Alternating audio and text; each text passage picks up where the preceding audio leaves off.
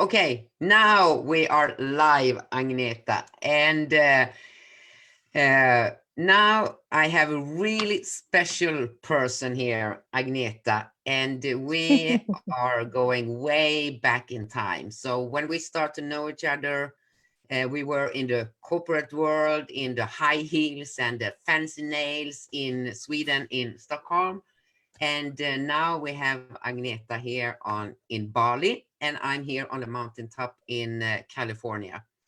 And also Agneta is the very first light spider on this planet. And I remember we did your spider in an 8 hours long session. And this is 12 years ago. 12 years, Agneta. So Amazing. what you're about to hear today is what's happening and how is it to live with a light spider and your ego for such a long time as 12 years. And it's also really interesting. You will soon allow you to talk, Agneta.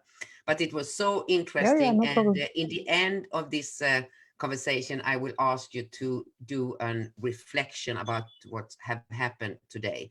And Agneta really demonstrated what's happening if you don't do it. Because just before this ego evolution, I gave Agneta a call and asked if she want to join the ego evolution. And her first reaction was, no, Birgitta, I don't know. I don't think so because I haven't been working with my spider at all. So I'm not connected with my light spider. And from there, what happened, Agneta? Can you let us know? Yeah, I can let you know. I said I need a brush up. I need a coach session with you so we can really go into my spider again and update it. And so we did. And I think we started the call with, I was a little bit of bragging about my new life in Bali, how I live in a beautiful house and how my life is, how good my life is and such things. And then we went into one of my most tricky spider legs. We can go deeper into that. And all of a sudden, Birgitta, you just told me like, why do you hesitate about this? You are just living the spider. You don't work with it. Like I said, I haven't worked with it. I haven't checked it for 1 year since we had our last call.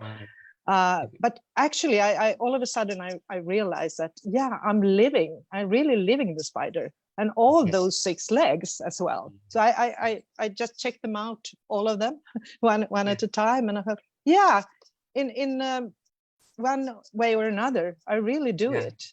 Yeah. And it doesn't need to be so. Exactly. And I took you on this, as you said, you were bragging about, no, you were not bragging. You were telling me, you were excited to tell me how you are living and how you have people who help you and everything. And Agneta's driving force, one of the trickier one was greedy. And it was kind of there you realized, and then we start to look at all the other legs. So you were in the middle of it.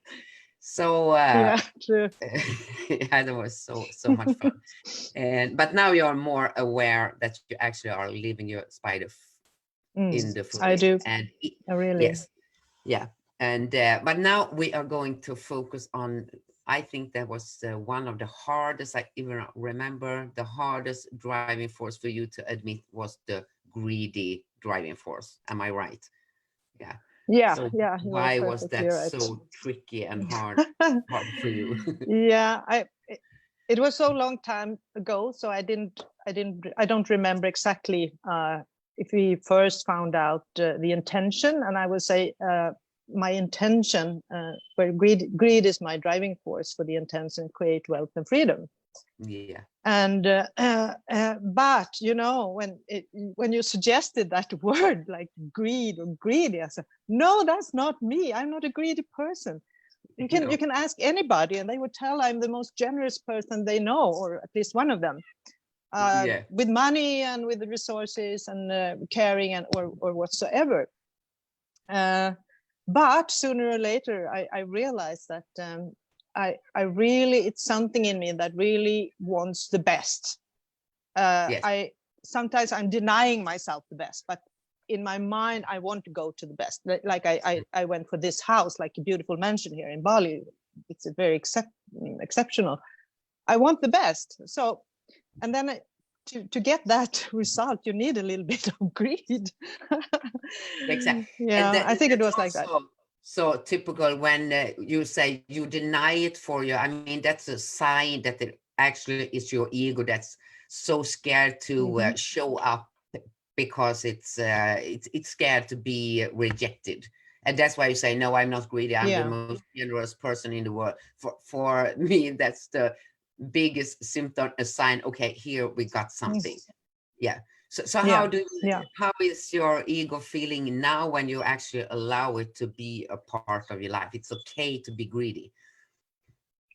Yeah, in my special definition, it is for sure, and it made a lot of sense when you asked me. You are still going for the small banana. You said, but you want the big banana, but you are going for the small one.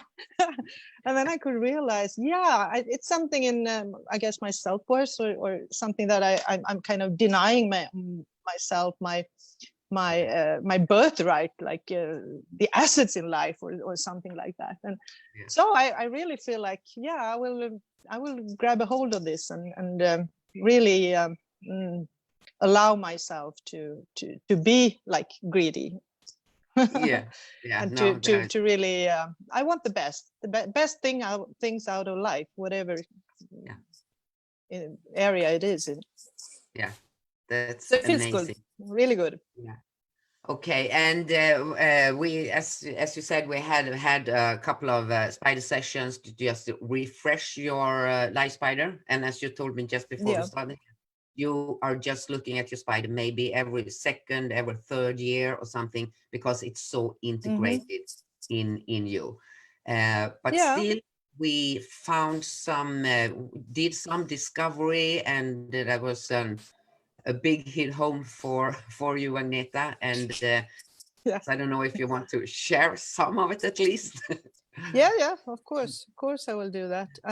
And all that stuff happened in the leg with where the driving force is significance.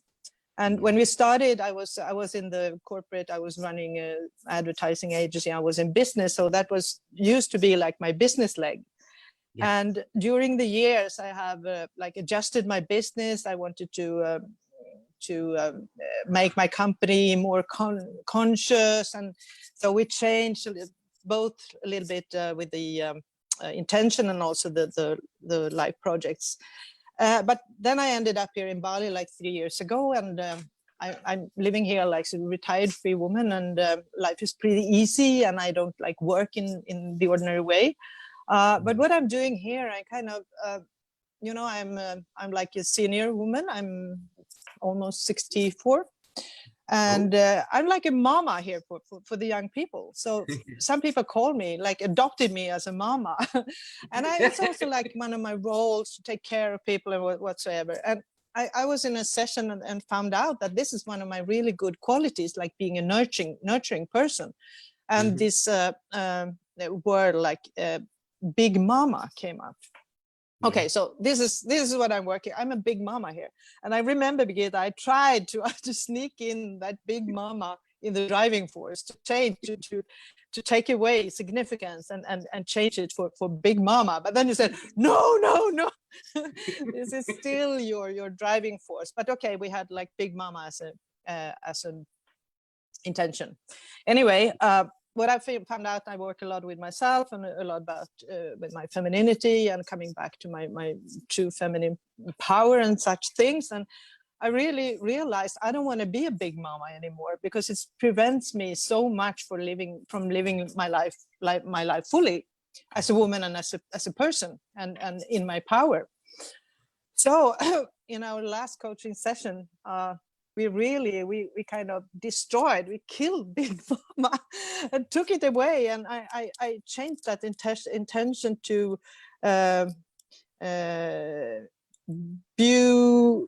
beauty generates love. And that's something very, very different. And you said it's no more baking cakes, serving other people like a mama or a grandmama. It's time to go out to kill the dragons. You're a Yes. heroine. That's one of my other legs. Heroines don't bake cakes; they kill dragons. So Yeah, exactly. it was such an aha moment. It was so liberating, really Yeah. so liberating to really. I still have my nurturing qualities, and I love them, and people love them, and I embrace them. But this is not my identity, because Big Mama became my identity, and that was not a good thing for me. Exactly. And sometimes, and that's what's happening, if you don't do the reflection, and especially if you have your life, but you have your driving forces, and now and then actually reflect and see how am I doing, and you kind of make something up because it's happened, and you protect your driving force to take place in your life. So your Big Mama was a huge protection for not be significant or be the heroine, and even the high priestess, that driving force too. And then Yes, you yes, make up yes. so the Big Mama were coming from your logical mind, not from the spirit, not from you. And the brain sometimes it's so tricky, and try to rewrite what's actually what are you, who you are. And that's what's and happening. it diminished me. It Yeah, and diminished that's me what's a lot, happening. like making me small. Yeah, exactly. And the power, and you get weak, and other people in your surroundings start to look at you as a kind of just a nice, nurturing person, and they don't see the power and this dragon killing woman. They see a baking Big Mama who takes more bananas. Beautiful metaphors. I will never forget them. Thank you for them. No, no. No, it's so much interest. And before, so I don't forget it, there was something else we were talking about that I want you to share with everyone, and it's about the life projects. You've the relief you felt about the life project. Yeah. That's it. Yeah, because from the beginning, I felt that like naming a life project in a certain like a huge massive name, it made a lot of pressure. I felt a lot of pressure about that. So okay, I have six life projects, and during the years I had to admit that it sometimes like the more pressure comes, I got a kind of a little bit of a whip. Why didn't you do that? Why didn't you do that? You're just a lazy woman living, enjoying a lovely Bali life, and so on. But it was also something I realized during our last session, when you said that those life projects, they are super big, they are 5-dimensional, they are universal projects that more than one people are kind of responsible for. So, and that was also like a relief in me, that I don't need to do this all of myself, and it's good enough if I kind of start up something, and even if I pass over tomorrow, I've started up something that other people can continue, and lots of people in the world are working with or are living the same life projects that I am. So it was also such a relief to realize that. And the relief you are talking about, because the ego and the life project kind of have the same kind of energy. And so the pressure you feel when, I have to do this, I have to accomplish this, it's actually a pressure you put on your driving force. And if the pressure, so this is another protection for the driving force, it's draw their spears back, because they don't want to have all this pressure or all those doings. So that's why, so that's what's happened. And when the ego feel released and relaxed, and it's like, okay, now I can be me. I don't have to just work all the time. I can be me, and I can express myself. I think that's another thing that's good. You have to remove the pressure from the ego to just be doing. Yeah, true. Or And I others had a most of lot the of time. pressure. Yeah, I've had a lot of too much pressure in my life. It's been I've been driven by struggles and pressures and everything. And now when I finally are allowed to kind of relax, that also felt like a big relief and relaxation to realize that it's enough. It's enough to be. Actually, I don't need to do. It's enough when I'm, like we said in the beginning, when I'm living the spider, and I'm living this. I don't need to achieve and to do and to perform or whatsoever. And that is such a realization. It could be but enough on to the just other be. It'd be hand, better if I do something, of course, but yeah, but on the other hand, you actually are doing lots of stuff. And because I remember right now in this Corona times, and I don't remember which driving force are helpful for you, because you are helping lots of people in Bali with food and yeah, I think it actually the greeting we were talking about the greeting leg, because the intention is creating wealth and freedom, and yes. Bali says a very, Corona is affecting all the world, but it's very, very tough for the Balinese because they have no jobs, everything is closed.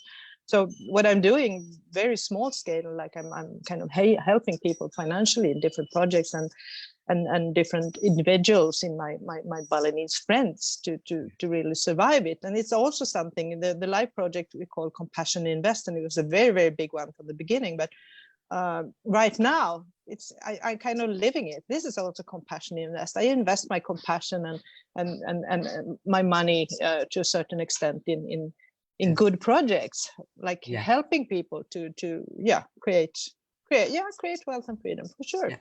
And I think that's important to know for everyone. When it comes, you say you are using your greedy driving force to do this, and your driving force, your ego, are satisfied because it's doing the right thing in the right direction, and it's you actually have a partnership with your soul. So it doesn't has to be, I mean, a corporate business. It doesn't has to be huge, a business or whatever, but you are still you're taking one little step in the right direction, and the driving force, this greedy driving force, have a place to express itself, and then the ego is satisfied. That's why sometimes you have to reflect on what you actually are doing, and it doesn't have to be what other people or in this old 3D world think this is a good thing. So you with your experience with your spider for such a long time, you had getting over that, so you actually do things that are right for you and for every piece in your spider and for your ego. Yeah, absolutely.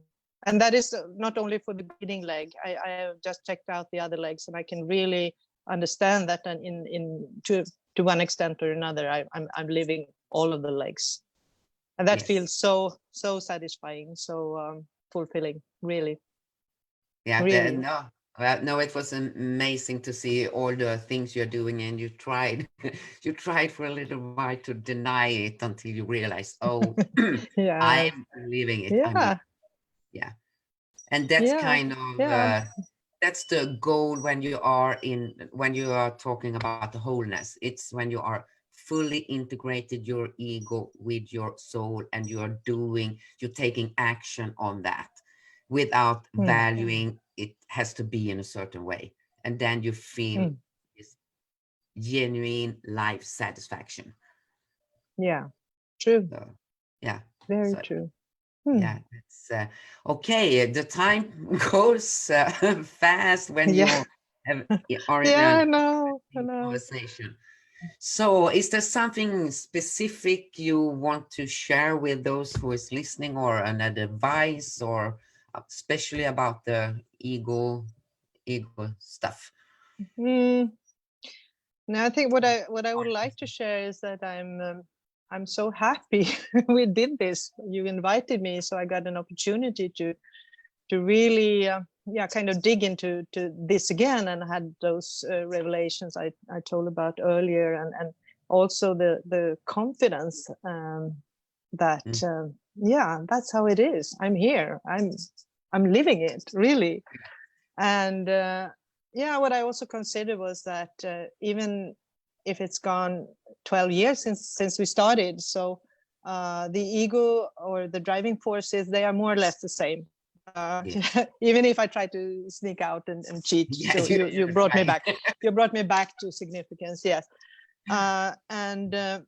So, and I haven't like jumped into other projects, and that is unconsciously.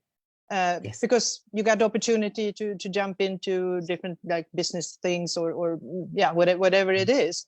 And so yeah, like unconsciously I have kind of stuck to my spider.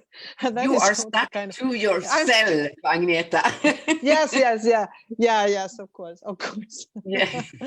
Yeah, but the spider is like my roadmap to myself. So so I'm very happy and grateful for you and I'm also proud to be your like old spider, the first one. And it was such an amazing, I remember the session as well, this marathon stuff.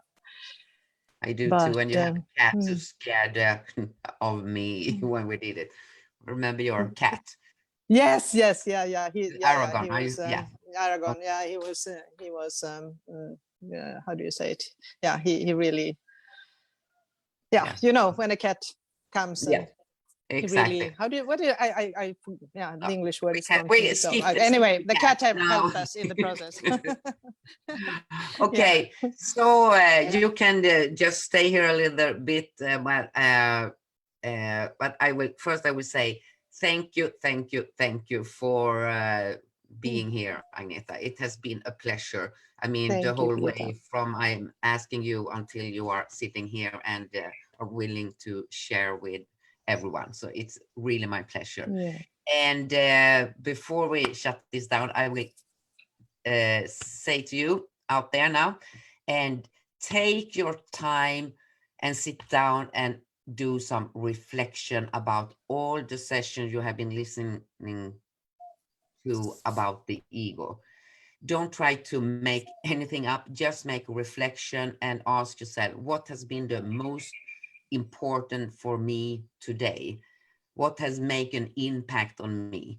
And I think there should be there is a special place in the comments where you can share your reflections. And because it makes you more aware. Probably there is things that you haven't noticed today, but if you take some time off, you can see what kind of success you have had with yourself today.